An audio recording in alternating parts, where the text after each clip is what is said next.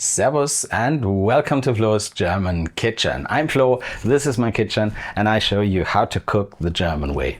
Now look at me, I'm all red in the face, and that's not because I'm drunk or got high blood pressure or something. I simply caught some sun. Yesterday was a sunny day. I found some time to play a round of golf, and well, look at me, I got a bit burned, but I love it, I love it.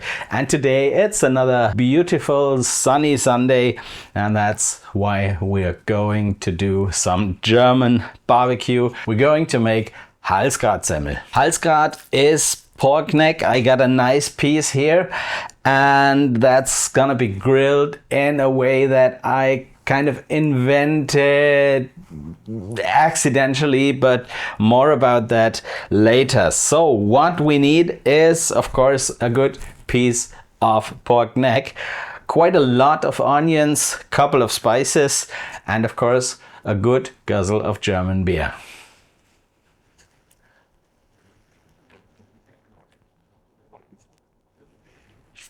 Wunderbar. First thing we do is to slice the pork neck in good pieces, and with good I mean that it's really like at least 2 fingers thick, because we're gonna tenderize it later and it's gonna get thinner in that process.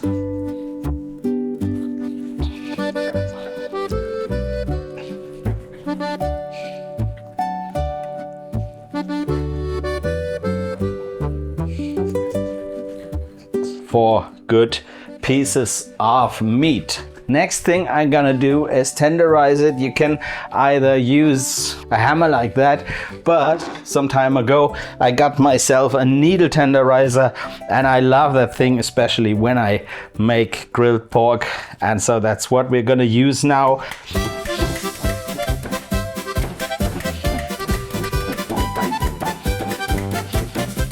If you want to buy one, there is a link to Amazon in the video description.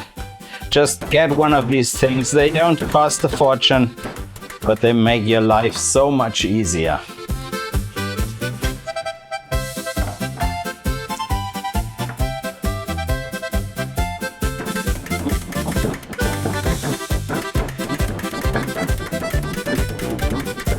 Yeah, this is violent, this is noisy, so I assume you want to keep on watching it, but nevertheless, I'll make a short break here and I'll be back when this is all done.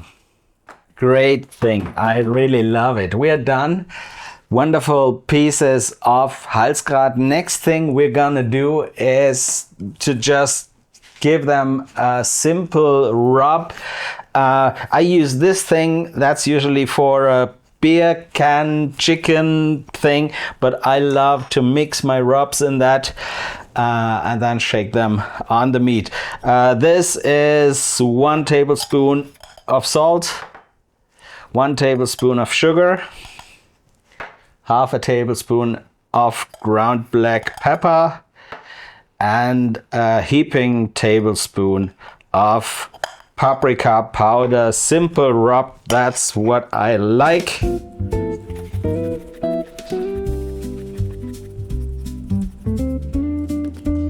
Yeah, that looks well mixed. Yeah, I'll just put that away and we start the rubbing. Nothing special about that. Just one thing is very important. Just don't be stingy.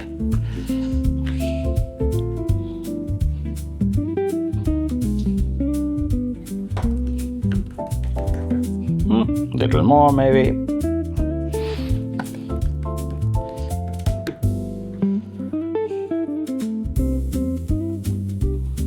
A small one.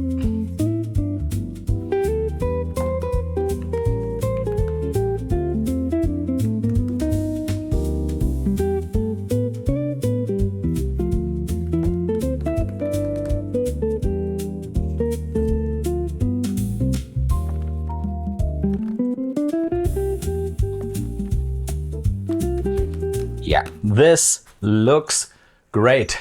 So here we are in my new outdoor setting. Well, actually, the setting itself isn't new, but it's the first time I'm shooting here. I think, yeah, it's gonna be okay. Before I get to grill the actual meat, I will start with the onions because they play a really important part in that whole thing. I start with some lard. I got that from my Schmalzfleisch. If you want to know how to make your own Schmalzfleisch, here's a video. Yeah, that's gonna be all right. And then I just add all the onions. And that looks quite a lot, but yeah, you can never have too much onions.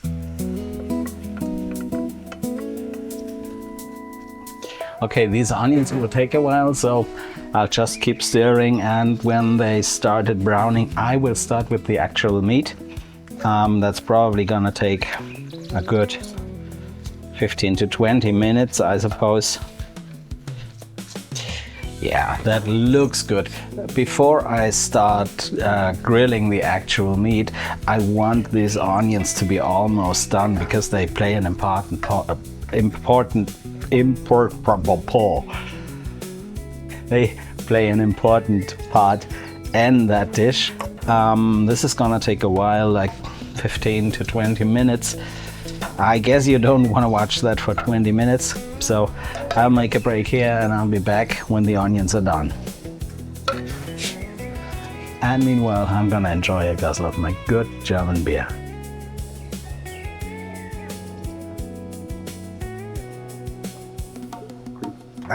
And get another one.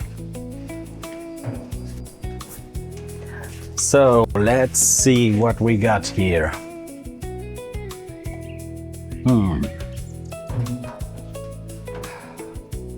There is no such thing as a barbecue without beer. Oh yes, this looks pretty well. And to get them a bit softer, and just because I like them, they get a bit of beer as well.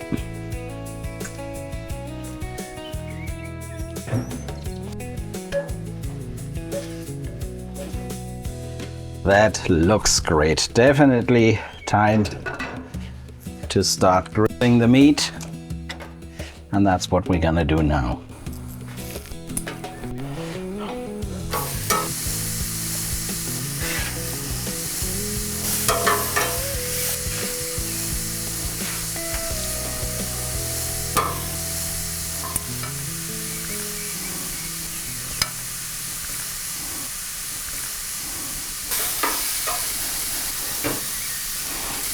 Doesn't that look great? I think that looks absolutely great.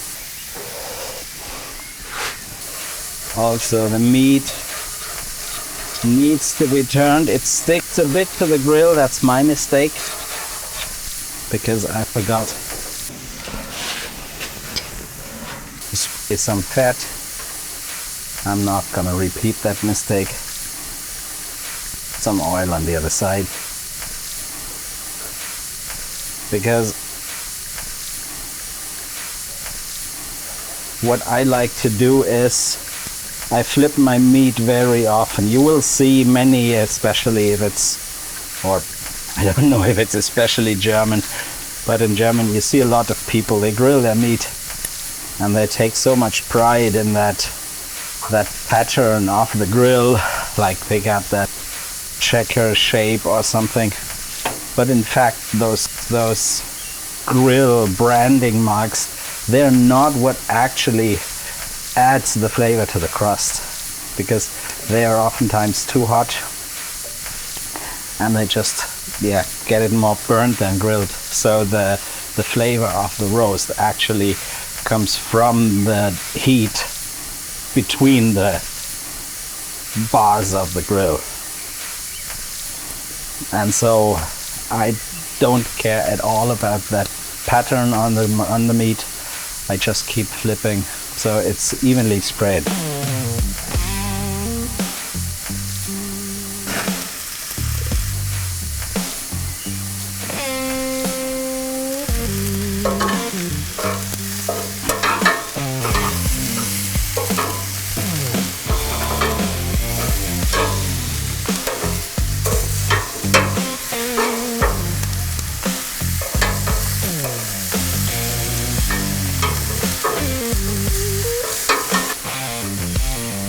Yeah, it seems these steaks snuggle up to the right side of it. It's a bit hotter there. What changed as well.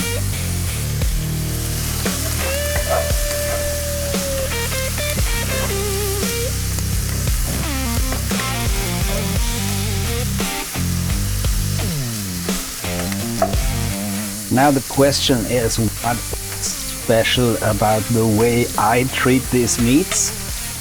So far there is nothing, and it's also just a fancy theory of mine where I have no scientific proof that it makes sense. But what I do is meat and onion, because onion is supposed to tenderize the meat in the process of marinating. And so one day what happened, I had guests and I was doing the meat, and suddenly they decided, okay, we want to go to the park. They wanted to do some pictures, I don't know, and it took ages and ages. They came back. So the meat was done, the onions were done, and yeah, what I did was, okay, I just put the meat to the pot with the onions,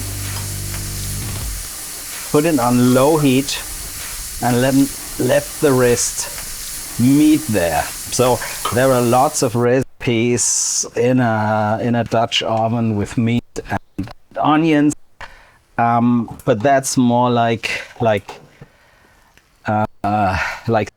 meat. That's not what I do, because this is just a bit more like they get steamed.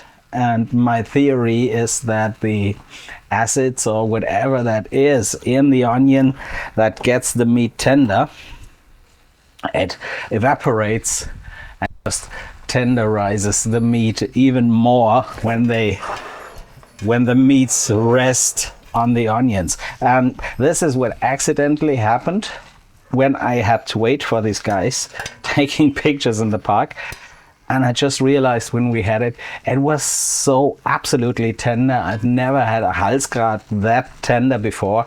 And so that's why I decided to stick to that method. And the other thing, of course, that's great is that the meat still release juice, and that goes to the onion and gives them even more flavor. So I'll put on the lid.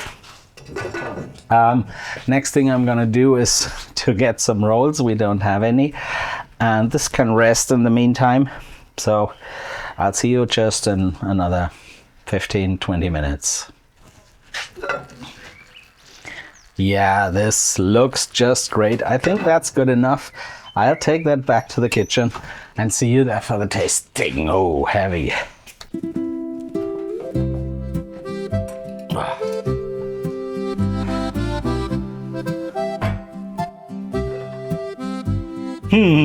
This looks good. Here it is. Juicy, delicious pork neck.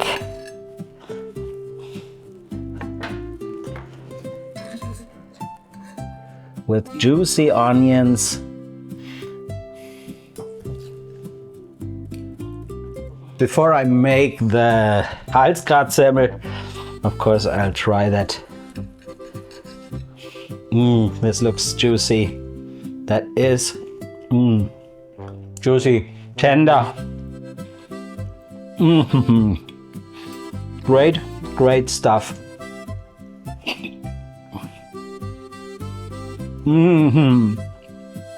Yeah, this is exactly what I wanted.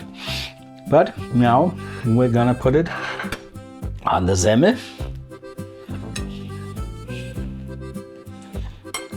And of course, we add some more onions.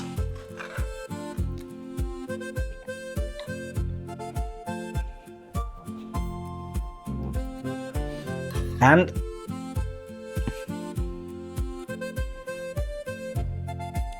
I feel a little more pepper will serve that very well.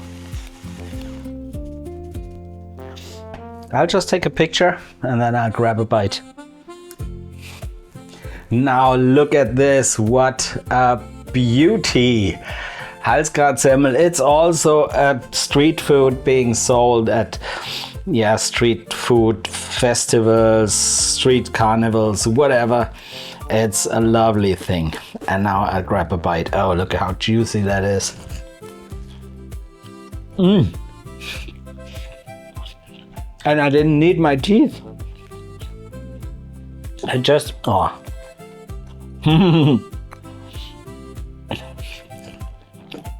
This is happiness. And guys, I have no idea that there is any scientific proof for my theory about that onion steam, but it works. It is so tender. Typical Bavarian Halsgratsemmel. I love that and I want to finish that right now. So let's just wrap this up. This is a fantastic, delicious, savory Bavarian barbecue. Cheers on Bavarian barbecue. Cheers on Halsgratsemmel.